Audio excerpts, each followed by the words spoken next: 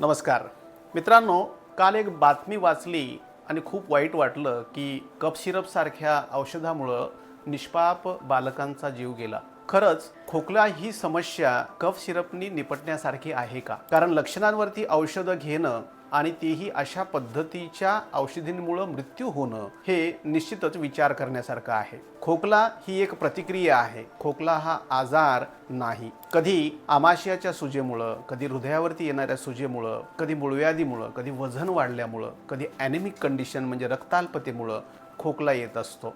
तापीनंतर येणारा खोकला हा सुजेचा परिणाम असतो। त्यामुळं खोकल्याचं निदान करून जर का आपण आयुर्वेदाच्या माध्यमातून खोकला सॉल्व केला किंवा लक्षण कमी केले तर निश्चितपणे ते परमनंटली कमी होऊ शकतं। त्यामुळं घातक औषधांपासून दूर राहा आणि आयुर्वेदाची कास धरा।